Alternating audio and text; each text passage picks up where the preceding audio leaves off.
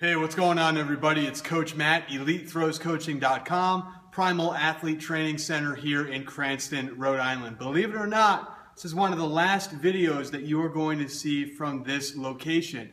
This upcoming Saturday, we are going to be moving everything from this location to the back of the building, more of a warehouse type space that has opened up. And it's already painted. We've already got some flooring down. We're going to be able to throw indoors, which is a massive improvement, especially during the winter times here in New England. We don't have to go outside and shovel. We can actually throw indoors into a tarp. We're going to show you how all that goes to help you guys out when it happens. But for today, we are going to be talking about week 7. Believe it or not, week 7 already. I know people have been like, wow, the summertime, the summer training, it's great. We're having a great time doing it, pushing heavy weights, but believe it or not, we're at the midway point. This is week 7 out of 13, so we are split right in the middle. Now, as you've been noticing, every 3 weeks, we've been changing things up. So we've been working in 3-week waves, okay? So the first 3 weeks, we had the same exercises, but we changed up the amount of sets, the amount of repetitions, the percentage of the speed work gradually went up. The weeks 4 through 6, the second 3-week wave, we changed the max effort movements. We changed the percentages of the dynamic movements, and they were based on something a little bit different. So we've really kind of every 3 weeks been making a big change. Now, week 7, we are going to make probably the biggest change in that we're no longer going for singles and doubles for our max effort main movement.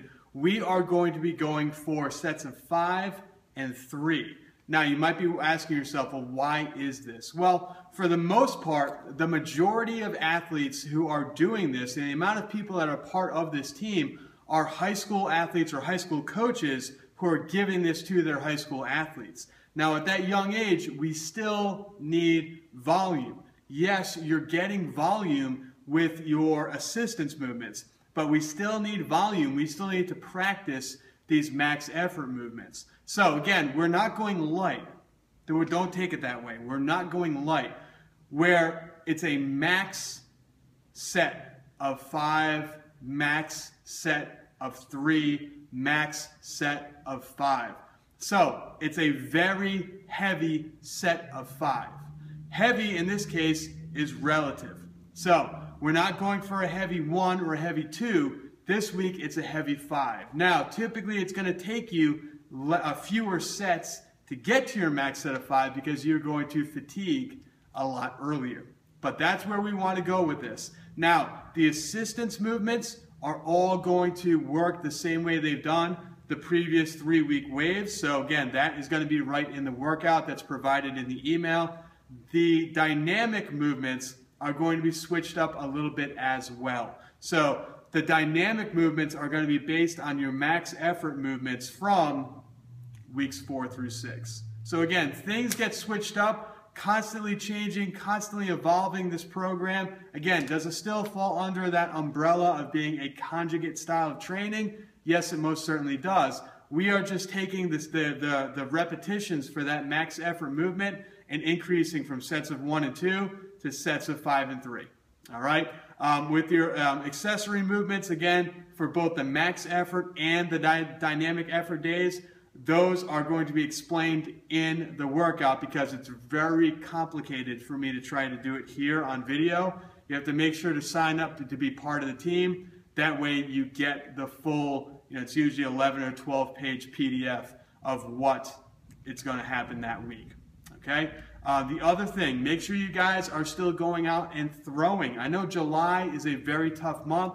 You've got camps, you've got clinics. A lot of the guys that play football probably have started up playing football. Find that 1 day per week. Find that 1 day where you can get out and you can go throw and practice your technique, because you can have all the strength in the world from the strength training that we do. You can have all the speed in the world from the sprinting and the jumping and the bounding movements that we have you doing in this program as well. You can have all of the endurance in the world and be able to go out there and throw all day long.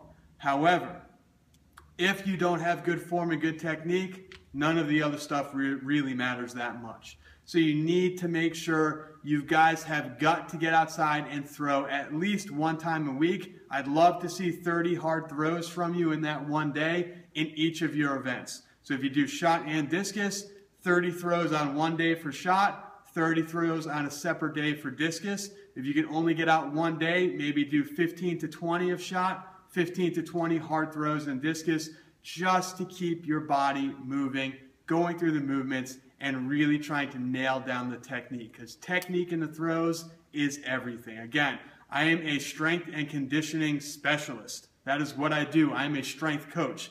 I am also a throws coach. I can tell you to get strong all day long, but if your form and technique sucks, you're going to be the strongest guy out there that has terrible technique. And we all know ball's not going to go anywhere, discus is not going to go anywhere, javelin, hammer won't go anywhere if your technique is ugly.